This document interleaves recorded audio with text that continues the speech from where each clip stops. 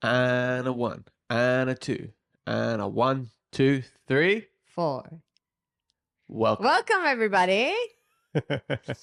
Welcome to Yo Couple Friends with Mickey Osmond. I'm Patrick Spicer. Yeah. A hit hot couple podcast where we talk about hip hop and hit hot topics from one hot couple. One take you got that in. Yeah. That was perfect. Should we do that again? No. And even better? No. I don't know how we'd improve it. How do you improve upon perfection? A hit hot couple podcast. And if you're listening, thank you for not turning it off and staying with us. Yeah, throughout that introduction. Throughout our lives. Hello. Hello, we're coming to you right off the back of a heat wave. It's hot. It's hot. Good God, it's hot. God, it's hot. If we start sweating during, and when I say we, I mean me, during the trajectory of this record, Yeah. then sorry. For people who are outside of the Anglo-sphere, although that includes anywhere they speak English, the Anglo-England. England, yeah. You're outside of the Anglo-England. We had the hottest day in the history of May 3 days ago, and then the day after that, it happened again. But global warming is a hoax. 35 degrees. It was so insanely hot. And listen, in May. I just want to Sometimes say, it snows in May. I want to say off the bat, like, I'm really bad in the heat. Yeah. I am no good. I am a 10th of a human being. Yeah, you are 1/10 of a human being. I mean, I'm really bad. But now I also was still fighting sort of like jet lag, and I had that stomach bug, and then we had to go to a wedding. And then we had to go to a wedding. There's been so much going on all through the surface of the sun. You have no heat. If you got kidnapped by like ISIS and they were interrogating you, they would just have to turn off the air conditioning. All they'd have to do. You'd immediately buckle. I lose I lose control of all of my faculties. Yeah. Like so this is what happened. We went to this wedding and we stayed somewhere overnight. And this house was so hot.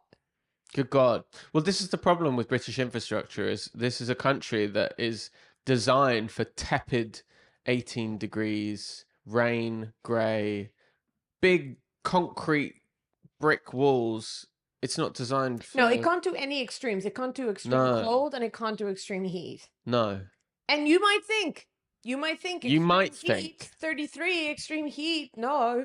But you said you were watching videos on like TikTok where people were saying, like, people from hot countries. Yeah, apparently there is a general recognition. People from hot countries like Australia and places say, "Oh, you Brits, you're complaining about your 35 degrees heat." But then when they're here in 30, it is unbearable. It's unbearable for some reason. I don't know it's why. So much more unbearable. Is it the humidity? I don't know. Is it that humid here? We don't have rainforest. Listen, I don't know what's going on, but it's the hottest place I've ever been, and I've been to places way hotter than this. What's the hottest place you've ever been? Australia? Australia. What were they getting up to? Well, I probably wasn't in Australia when it was super hot. No, you were there only 2 weeks ago. I've been to just like the southern, just the Mediterranean. The south. The south. The global south. The global south. Of Europe. Of Europe. The global south of Europe. Still not that south. No. But it gets, I've been in like 40 degrees. Yeah. And I fainted. Yeah. To be fair. Malta do be getting into 40 degrees. Malta's too hot. Around in 40s. Malta's too hot. One time it was a heat wave in Malta in August, which is hot. Wait, when we were there, no. No, when I was a kid. And my dad took that heat. We were staying in a place called Balsan in the middle of Malta and nowhere near water or no air conditioning, nothing. And my dad's suggestion was we went for a long walk on a... We went on a battlement. We walked along a battlement, which had no shade. We were just walking out in the sun. You would suggest that because he fucking loves the heat. Yeah. Yeah, he was delighted at the wedding this weekend. He'd be basking. So we were at this wedding and we had rented a place to stay. And this house was so hot. And Patrick had already warned me, this house is hot. But we try and get to sleep. And I honestly, like, I tried for like 4 hours. And we have the windows fully open to let as much of the cool outside air in as possible. And I'm just getting hotter and hotter and hotter and hotter. And then I think it was about 3 a.m. I don't quite remember when it was, when I like genuinely lost it. Like I genuinely had like you a really freaked breakdown. out. I really freaked out. It was just all of a sudden I was like, I cannot be here. That was what the sort of breakdown version of me was saying. Was like I had decided this cannot. You decided it was impossible. I decided it was impossible. Yeah. I decided no sleep would be had. I decided that that I could not stay in that room for one more second. And so I said on the edge of the bed, first I had an enormous cry. Yeah. You had a big hysterical. Like a big sob. Yeah. That woke up Patrick for some reason. Yeah, now the story really gets a problem because now Patrick's having to deal with it. Before that, it was, containable. Containable was now just it's me. serious. I was awake. Then I started saying, like, I need to go home. Yes, well, your solution, and you were just freaking out. It's 2 a.m. We're about an hour and a half away from our house by car. Yeah.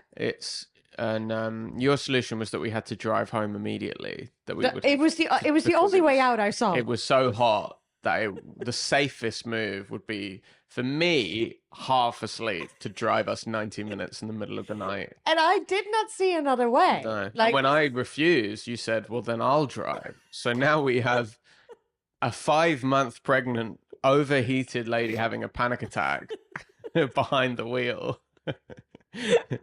Anything else would be reckless. Patrick was sort of gently going like, oh, I don't think that's a good solution. I'm not sure that's the safest. I'm not sure that's the safest. There was no other option. And we were also sleeping with both windows open. Yeah. For maximum coolness. Yeah. But you have a big problem with mosquitoes as well. Allergic to mosquitoes. So you couldn't like go on your phone when you weren't sleeping or read your Kindle or anything. You just had to lie there in a sweaty panic. Oh my God. It's so funny because obviously looking back on it now, I'm like, well, that wasn't really a solution. But at the time, I really in my head was like, this is the only thing that can happen now. This is the only move we have. And and then I was just like sobbing. But I actually think the sob cooled me down. Yeah, the tears, they evaporate. Maybe that's part of your body's thermoregulation strategy. Ooh. Is to make you just completely lose your shit. And I need to cry more. Cry like how dogs, they pant through their tongues. Yeah, that's how they cool down. Maybe I need to do that. But then, yeah, maybe that's because I honestly, after I had that attack of nerves, yeah, you were kind of okay. You calmed down quite a bit. I felt a lot cooler as well. Yeah, well, also when you're feeling panicky, you get hot. You start flushing. Yeah, it doesn't help. Yeah, but this is the thing with this country is at night, what happens when there's a heat wave is just everybody on social media is like, well, this is going to be horrific. I'm going to be taking... People will take cold showers. They'll get in the bed with a sopping wet cold towel around their neck. People will just do crazy things. We, last year... Oh, my God. We bought a small air conditioning unit for maybe 150 quid. And it's completely changed our... When we're at home, we don't think about it at all. The amount of times we walked in, changed our lives. It's changed our lives. Yeah. And we're not even being hyperbolic. The amount of times we've walked into our bedrooms and we put it in the bedroom, and then during the day we try and just kind of leave the windows open on both sides to kind of cool the place down. Yeah. But at night we put the air conditioner, and it's a ridiculous thing. It has to stand sort of in the middle of the room to let that giant hose at the back of it. Yeah, a huge hose. I mean, it looks ridiculous. It looks dumb. Because it's not we don't have an outlet, so you have to attach this Velcro kind of tent to our window so that you can have the window open and the hose goes through that tent. And then you zip up the tent. From the outside, it looks like a bouncy castle is going on. It looks mental. We've turned our flat into a bouncy castle. But who cares? Because you turn that thing on and it just blasts out cold air and it gets the hot air out of the room. This is how an air conditioner works, guys. And every time we walk I feel like I'm listening to a science podcast right now. And every time we've walked into this room, and we make each other laugh because I'll be in the room, in the cold room, and then you come in and you're like, okay, it is so much cooler in here. And the other way, every time I go out of the cool room into the hot hallway, I'll go, God, it's so warm out here. We started last summer. I cannot believe it. We cannot get over it because it feels like a cheat code. This is going to be like any American. Summers are so unbearable. Yeah, because any American or like Australian who, you know. Like, yeah, we have air conditioning in this country. They're probably going to be like, why are you so baffled by the air conditioning? They wouldn't even appreciate it. They just think that was the norm. No one has air conditioning here. No one has air conditioning here. Businesses. Sainsbury's has it. This is the thing. Sainsbury's, museums. Your parents came over the last couple of days. Yeah. We went to a museum to stay cool.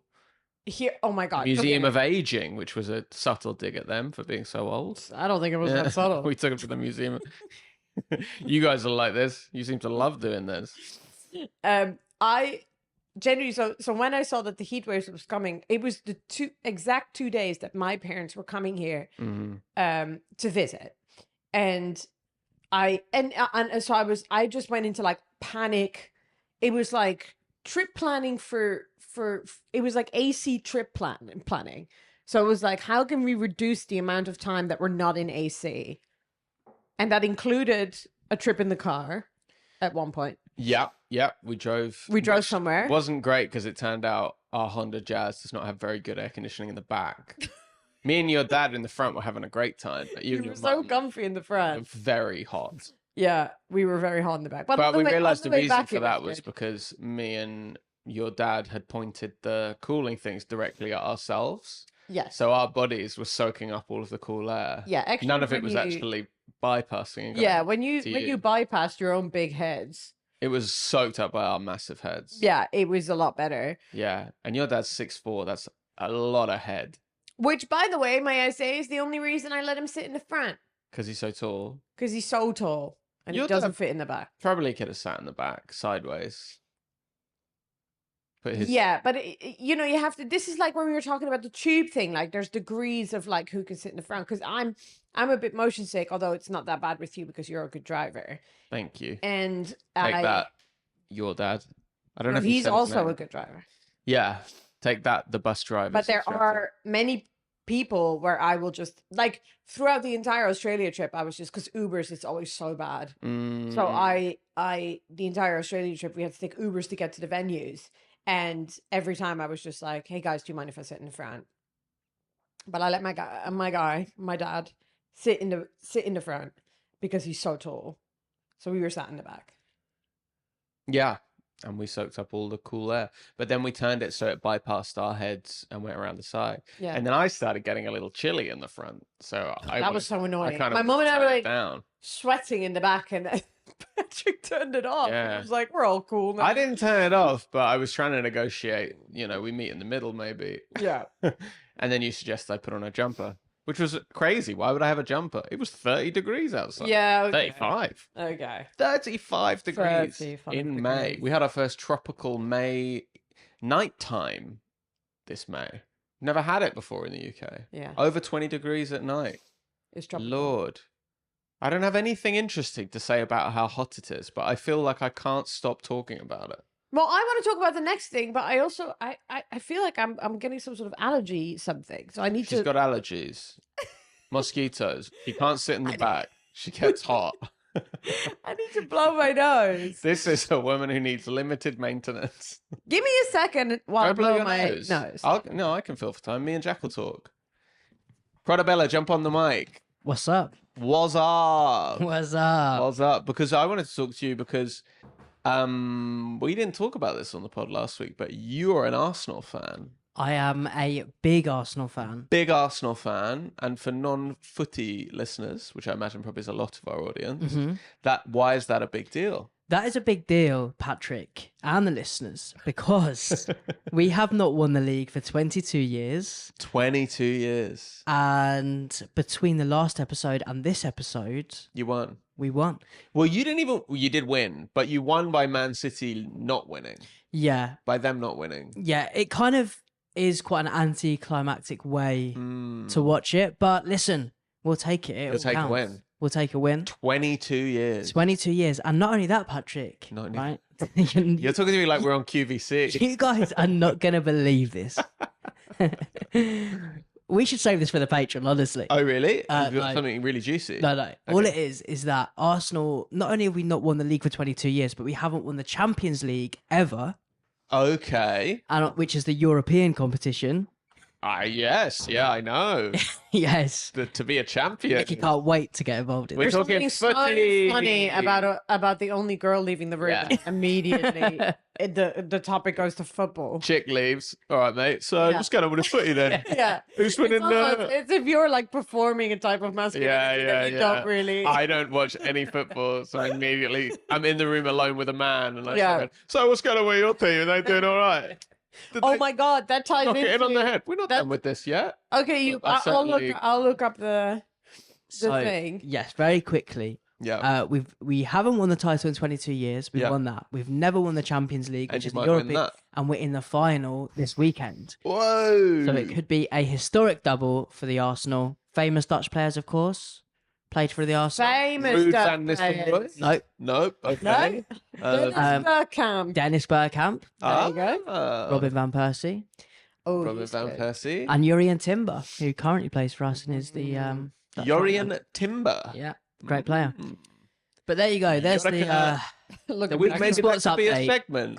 Guys, Prodabella's trying to make this palatable for me. Sound off in the comments if you want a regular Prodabella footy segment where he updates us the latest in the trade window. Everything gets very excited during the transfer window. Everyone transfers teams. I need you to hear this. I need you to hear this. So we have lots of great couple clinic coming up because we asked and people responded in droves. We got deluged with couple clinics. Sometimes I need you to. Don't get much. This time we probably got too much because everyone's overheated.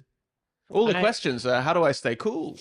I need you to listen to this one. Okay. Get ready. If woman, that is a terrible start. If woman has masculine energy and man has feminine energy, it is said it doesn't last. Oh. What is your secret? Oh, it was a zing. They zinged us. I should have seen that coming, maybe. Because the question was, how can we solve your couple problems? And their question, it's hard to engage with that in good faith because I don't know if they necessarily want an answer to that question or if they just want to call me feminine and you masculine. They're saying this butch-ass woman. Which is crazy because I just showed knowledge of the transfer window. And I'm pregnant. And you're pregnant. Okay. That's the most feminine thing you can do. What feminine energy do you want? Yeah. Ask Tucker Carlson if that's feminine or not. I think masculine energy is just Dutch. Being Dutch. Yeah, I think that is whatever people respond to in me, that is like masculine energy. Well, also because when you speak Dutch, you speak in a deeper voice. Yeah. But all Dutch people do. All Dutch people do. So you're masculine because you're direct. You're feminine, I guess, because you have a semblance of emotional intelligence. I have some emotional intelligence. Yeah. I'm currently sitting with my legs crossed. Ooh. That's quite feminine. What is our secret? I'll never tell. I'll never tell. That is interesting that's the bar for femininity. Also, it is said it doesn't last. It is said. Who is saying that? It's hard to argue with that. Someone said that. It is often. It is probably said by someone like Andrew Tate. It is said that. But then, what the hell are you doing over here? So, what's our secret? So I'm a flaming Nancy. Yeah. And you're some sort of tomboy. Yeah. But we somehow managed to make it. But we somehow managed to make this crazy relationship. The answer is you just get pegged. I get relentlessly pegged. Do you think that's what people think? Every time. If there's ever like a TikTok or a reel where there's a guy in it who acts in any way feminine, they'll be like, he likes to get pegged. Those two things are so. If you don't do very specifically mainstream like masculine behaviors, then you love to get fucked up the ass. Those are the two. It's so strange. I just can't I just can't. I just can't imagine like. What, pegging me? Oh, that's very good.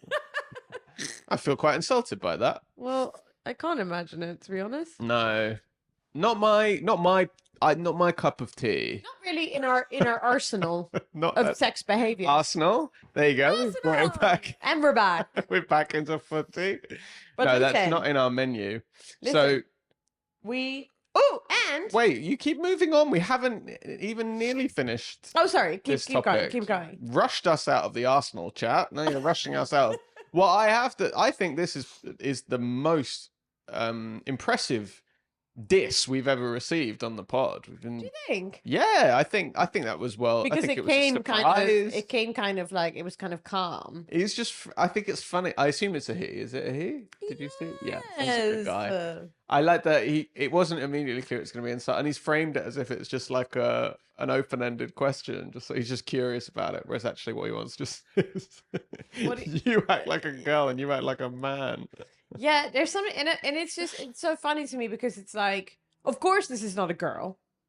Could be. I mean, it could be, but I'm not surprised that it is a question from a man. No, it sounds quite like the kind of thing I would have heard in secondary school. Now, is it the kind of thing where like he's worried? Do you think there's any world that he's feminine in which he worries a bit about his feminine energy? Could be. I think a lot of men do.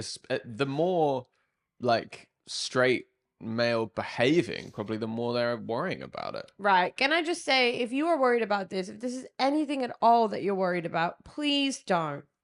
Okay? All you need to find is some extremely masculine. Yeah, you just need to find some butch ass chick like I did.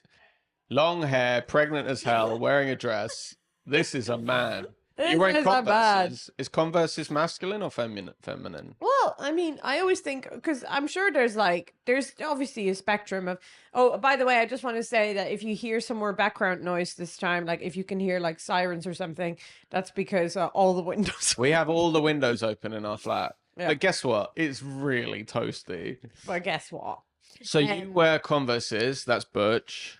I think like there's obviously this what I always think is really interesting about like when you look at like queer culture, they have such a they have a range for everyone. You can be masc or femme regardless of your sexuality, whatever. But in straight culture, it's like no, there's still like one way to perform male and there's one way to perform female.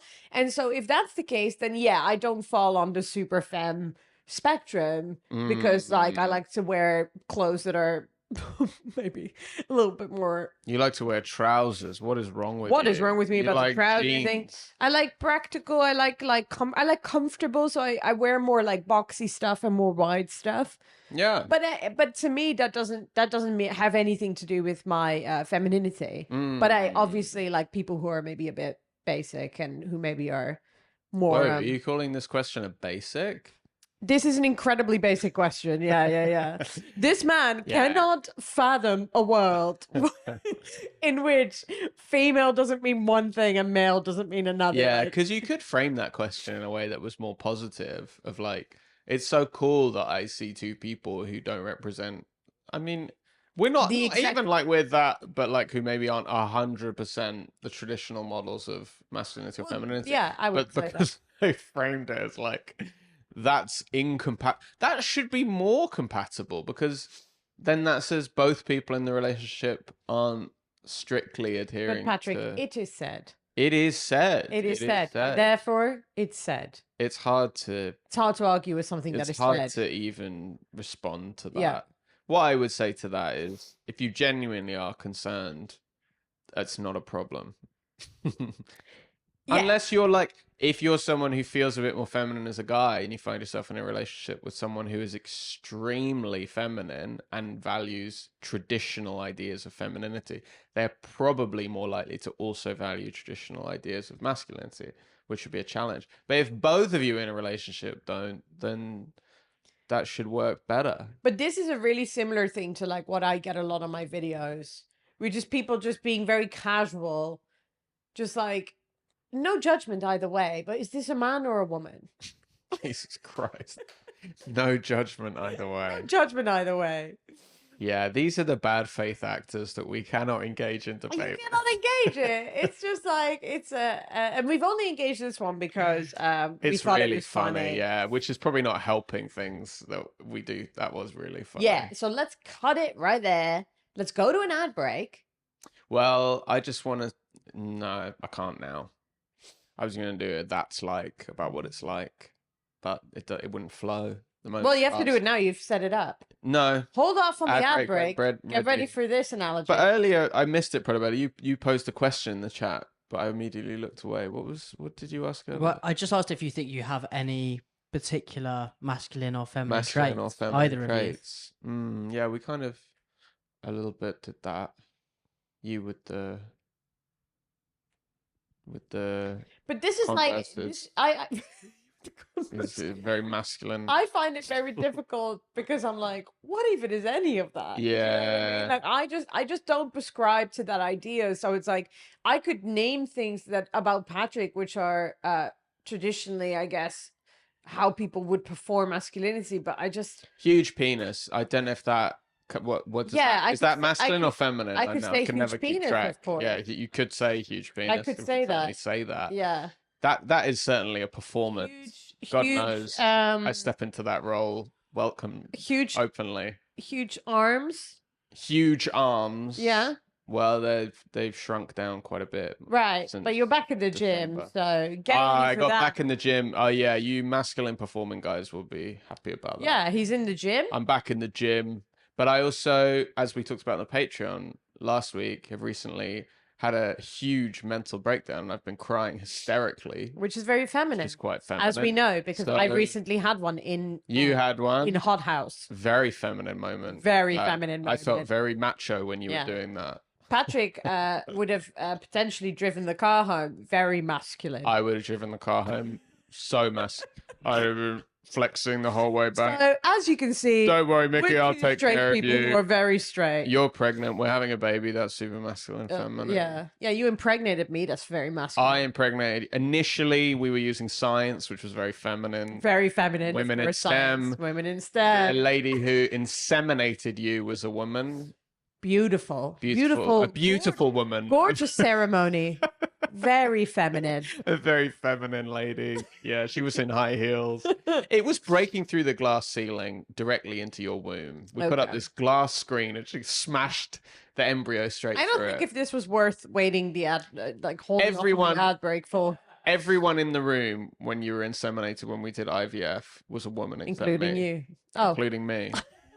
And actually, I also identify in that moment in this feminine you experience. felt very in fact that embryo, you said you thought it was going to be a girl because of all the feminine energy in the room. Well, I didn't think including your own, including my own. Yeah, I was wearing rose tinted penis at the time. I was wearing a rose tinted penis.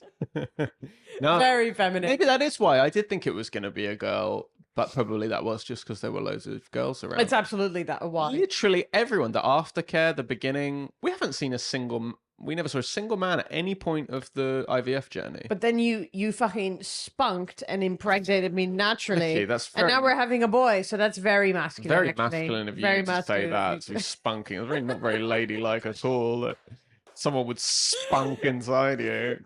Right, let's go to an ad break for the Pride and Prejudice. Stop talking. You have to stop talking.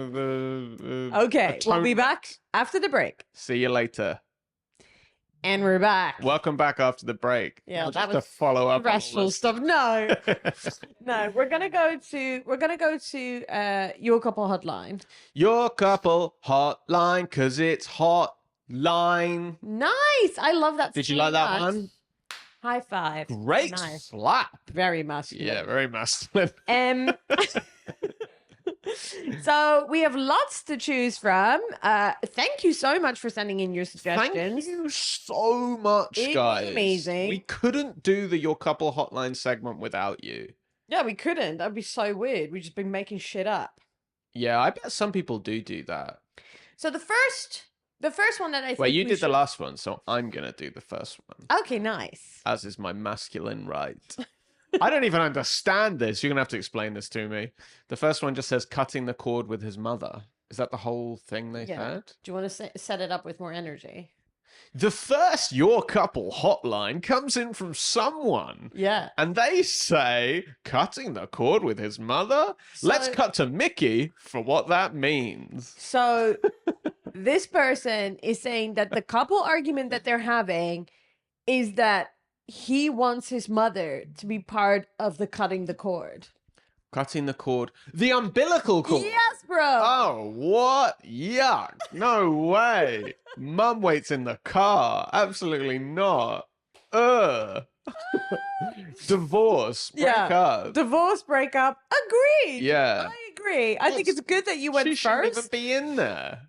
She should not be in there. I agree. This is one of the most vulnerable moments of your life. You are not in a good state. I don't want my mum there. You don't want your mum there? I don't want my mother-in-law there. Your mum would be fucking tidying. Wait, so this is his mother? His mother. He wants his mother to mutilate his partner. Your mum would be in the room with us. No, she can't be in there. No. It would be terrible. Terrible.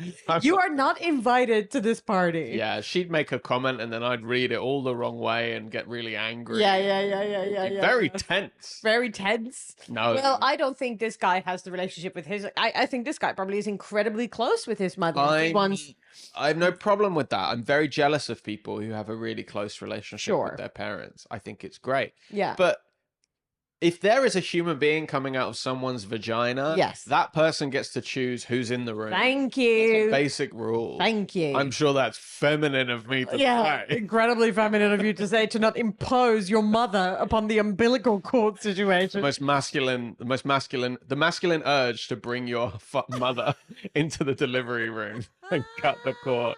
And cut the cord. That's part of her body. That's part of her body. That is just no one should be in there. Only the people. No one. Only the people who the woman giving birth wants in the room should be in the room. Yeah. Unless the woman giving birth is like, I don't even want any doctors in there. In which that's case a different problem. Please watch The Pit. Maybe.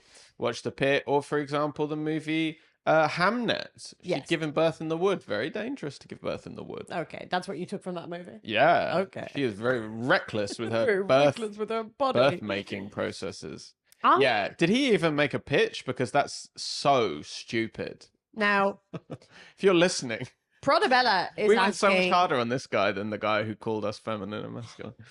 Because this is insane. The Prodabella has posed: do they want her to cut the cord or just be in the room?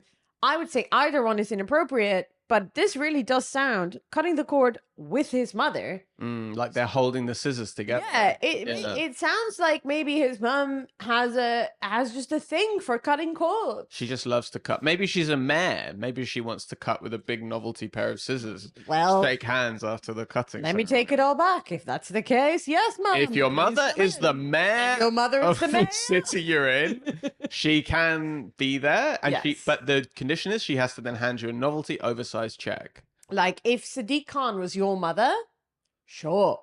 Now, if Sadiq Khan wanted to cut the cord, I think I'd be open to that. Yeah. You'd be open to it, is it? If you It's just not the kind of circumstances I wouldn't impose it. I want to meet Sadiq Khan. I certainly wouldn't impose it, but I'd raise it.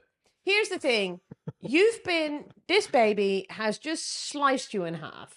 What do you mean? You? Not me. I'll be fine. You'll be fine. Yeah. But like most women, they have to, they have to cut the perineum, is it? Yeah, the gooch. The gooch. The gooch getting snippy. Let's just say the gooch getting snippy. They have to cut the gooch, okay? Because these babies are giant, and for some reason evolution is not really evolution doesn't figure that out. But also, a special treat for us, our baby's got a huge head. This boy's huge. We had one of the only things 20-week scan, and it was in the 99th percentile for head depth, like from here to here.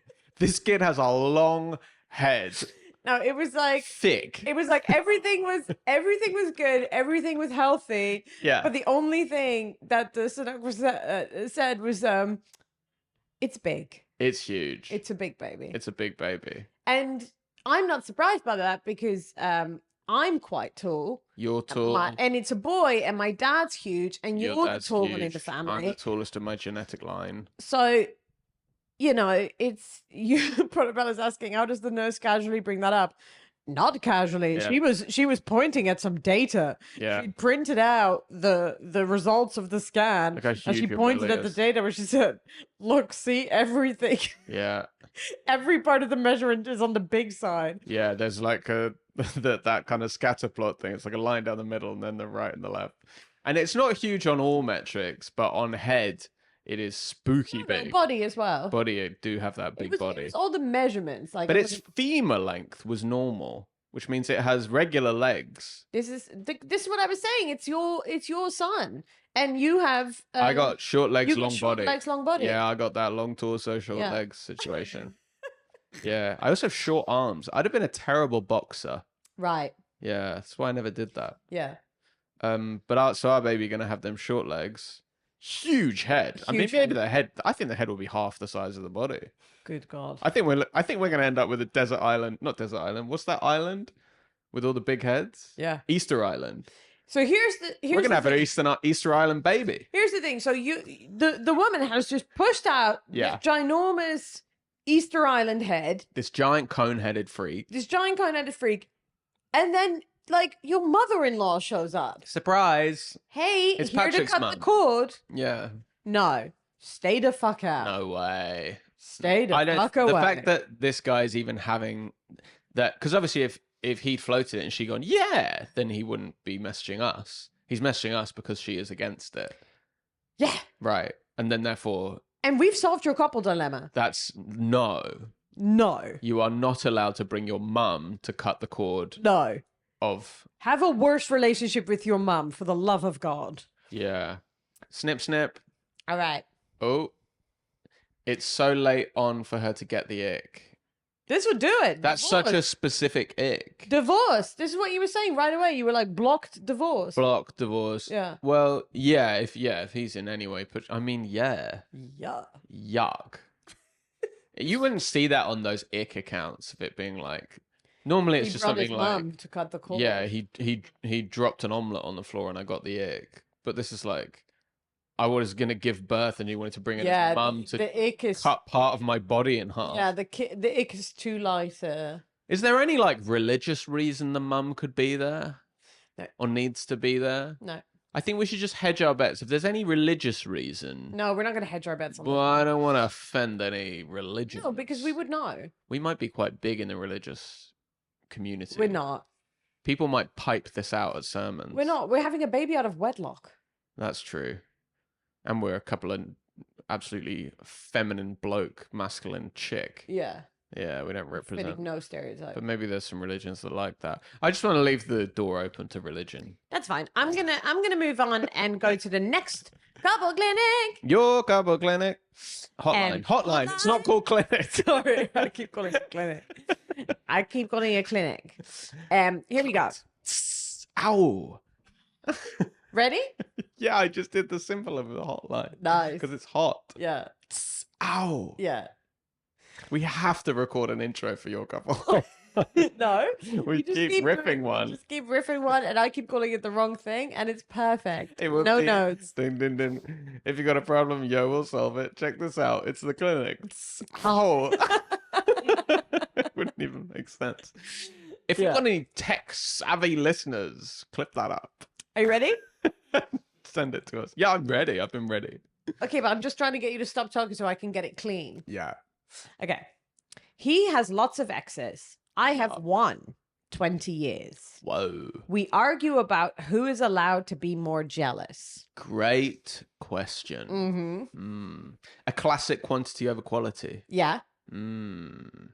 What does your first instinct say?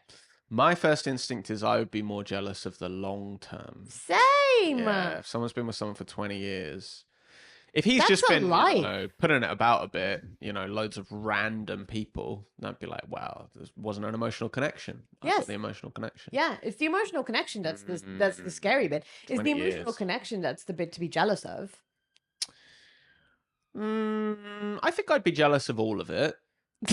Right. Jealous of the whole lot. Jealous of the whole lot. If it's a 20-year relationship. Yeah. Then again, you also have the smugness of like, well, it didn't work out. So. Yeah. something. But I think 20 years is one of those things that most of the time I think people would argue like it was good and then it wasn't. Yeah. Like there's been a time where we were in love. There's been a time. Me and you. Yeah, I'm talking about us. There has been a time. There has been a time where we were in love. There has been a time. Hot. You know, I like when these people say like, it's not a failed relationship. It was a good relationship. It just ended. Yeah, you changed. You became different people. You changed. You became different people. I think that's way more. Yeah, I think that's way more jealousy inducing. I have one ex-boyfriend who. That's not true. You have many. Don't try and trick the listeners. I have one ex-boyfriend who had lots of like exes, I guess. And it did not bother me at all. Yeah. Because I was like, well, so what? Like, they weren't long. Yeah. They were all very short term. Well, it's tricky because you and I are not jealous people particularly. That's like, true. We're not really jealous of each other. I think if you have a jealous disposition, but both are going to be a big problem for you. But we also both acknowledge the moment where our relationship surpassed the longest relationship we'd been in. Yeah. And we both felt that that was a big deal. Yeah. Yeah, I just think like when you're in a long-term relationship, you've got to have an attitude of like, I think this is really good. So if your partner is sitting there dreaming about exes or other people, then you kind of have to have an attitude of like, well, that would just be like silly. Yeah. And if you wanted to do that, you can go do that. But I don't understand if you're sitting around being like, what, like you don't value your own relationship. Yeah. Now, does 20 years feel like love of their life territory? It depends because I mean, like you get people dating in their 60s and stuff. So they're like, oh my God, have you guys, this might genuinely just not show up on your algorithm at all, but have you seen any of the Meryl Streep, Martin Short stuff? No. So are they hooking up? They're dating. What? They're the cutest thing on the planet. Dream couple alert. Yeah. Oh my God. Just like, they can cut your cord if they want to. Obviously. By the way, if Meryl Streep comes and cuts the cord. Yeah. Yeah. I think Meryl Streep at this stage of her career, she can cut anything in half she wants to. She can. She can literally go into any room. But Martin Short and Meryl Streep are dating. That rocks. And it's like every photo of them is so cute and they just look in love. Yeah, I bet they'd be cracking up.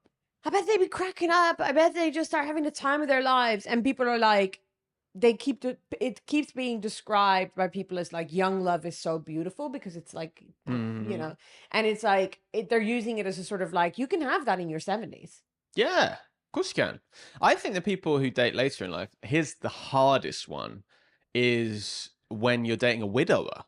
When you're dating someone who was like deeply in love and then lost that person. Martha's a widower. There you go. Yeah. It's like, because you can't even really be annoyed at them, nor would you expect to be for like their lingering affection for that person. That would like, there's an argument for like that. You'd never expect that to fade. Yeah, you have to, as the person who comes into that situation, you have to just be very strong and let that person be a part of your life. Let the person who died be a part of your reality, be a part of your life, and just embrace that as something beautiful. If you don't have that capability, then you should not be dating a widower.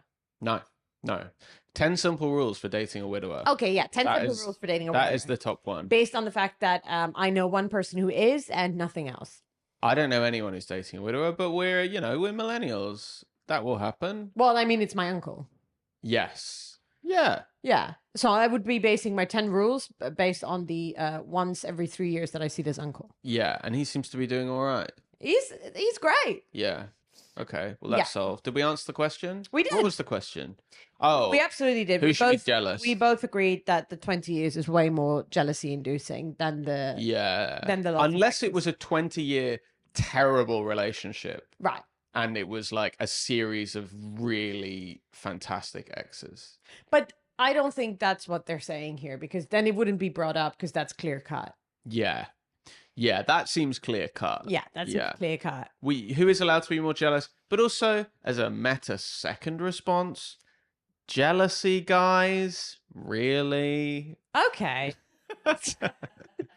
Come on.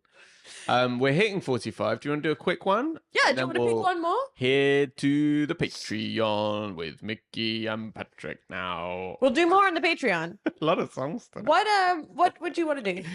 Let's just go to number 3. Planning things. Husband says yes to everything without asking me. I don't think. Don't love that. Don't love that. Yeah. Here's a quick answer to that. No. Nope. Nope. Yeah. Maybe check. Yeah. Maybe check. Husband. You're a partner. Her husband is Jim Carrey in the movie Yes Man. He's always saying yes. Yeah. Yeah. It's She ends up at good. Coachella. It is not good. Yeah. Obviously, that's a terrible one. Here's the one that we. Oh, you want to do another one? Or... No, because we already terrible. Terrible. Here goes. Here's a quick one. He hates when I freeze bread. In brackets, sliced. The boyfriend hates. I'm assuming this is a lady. This is a lady. The boyfriend hates when the girlfriend is freezing bread.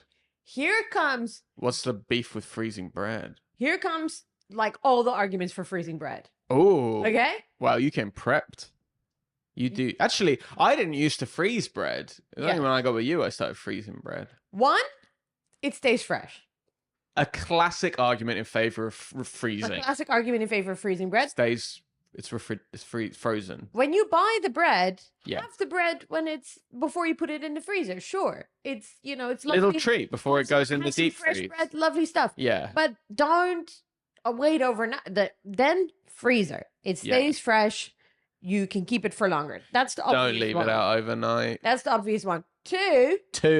It changes the glycemic index of the bread. Okay, wasn't expecting science on this answer. You were? Here's those women in STEM we've been talking about. Yeah. Here's my masculine energy Very coming masculine of you.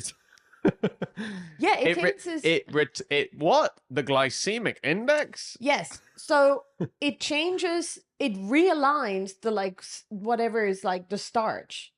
So it becomes resistant starch when you freeze it. Okay. So it's not resistant starch when you just buy it, but it becomes resistant starch, and resistant starch basically functions as fiber.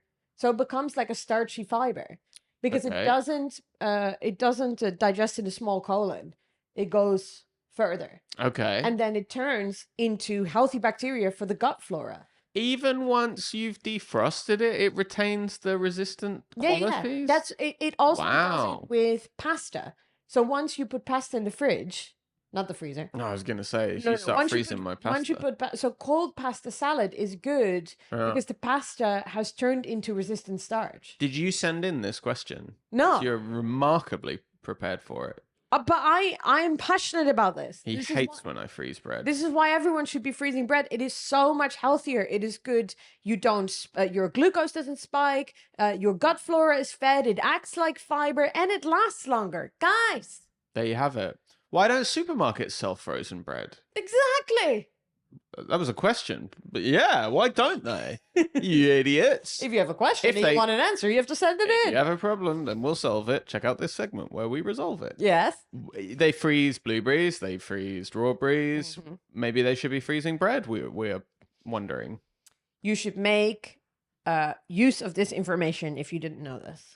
Tell your local councillor. Tell your local councillor. Tell your local Write your MP. Write them. Bread should be in the freezer. Should be in the freezer. I think Prodabella just said, I have this, I don't like it. Is that right? He doesn't like it. You don't like it? Listen, I don't want to drag the episode, but I'm so anti this. You're so anti-frozen bread. Yeah. Okay, make the I had to say I didn't know. Didn't know about the glycemic index. Didn't know about the glycemic index. And that was pretty compelling stuff. That was pretty masculine. What, and you like your starch unresistant? You like it to just lie down and take it? Well, but think about white bread. White bread doesn't have maybe as much good stuff. It's harder to kind of convince yourself like I can just have white bread all the time. But white bread out of the freezer, make it more starchy. But my thing with bread is I much prefer like non-toasted bread. Yes. And once you freeze it, everything has to be toast. If you stick it in the microwave on low for maybe 10, 15 seconds, it comes out like fresh. My whole life. Not all the way fresh. My whole life. But neither is second day bread. Like my whole This is life, true. You always end up throwing away bread, and we don't toast. You're not a toast family. No, so it's just like the bread would be defrosted as it was like, and it was better than or healthier than, and it doesn't taste better than as soon like bread. If you don't put it in the freezer, it lasts what, 3 days? I'll tell you, my 20s were constantly throwing out half a loaf of bread. Yes. I would buy the like plastic bread from Sainsbury's, and then I would have half of it, and then it would be blue. It would turn blue. Blue, yeah. Freeze your bread. Freeze your bread. Cut your own umbilical cords. Cut your own umbilical cords. Live your life. And join us on the Patreon, where we will be solving more of your problems. As we said the last 2 weeks, we're 3/4 of the way through Spread the Word month here at Your Couple Friends podcast. That means tell your friends, review this on Spotify or whatever. Review us. Share it. Tell people. Join the Patreon if you haven't yet. You get a whole extra episode. You get double the episodes Some scoops. And some scoops. Some scoopadoops. Follow us on Spotify. Ad free on the Patreon. Follow us on YouTube. We have a limited number of of OG patrons left. We're almost run out. So if you want to get in now while it's still a bit cheaper, while it's still fresh from the freezer, fresh from the freezer, and we're renaming the podcast Da Freezer with Mickey Overman. Okay. And Patrick Spicer. We love you very much, and we'll speak to you next week. Love you guys. Peace out. Thank you. Bye.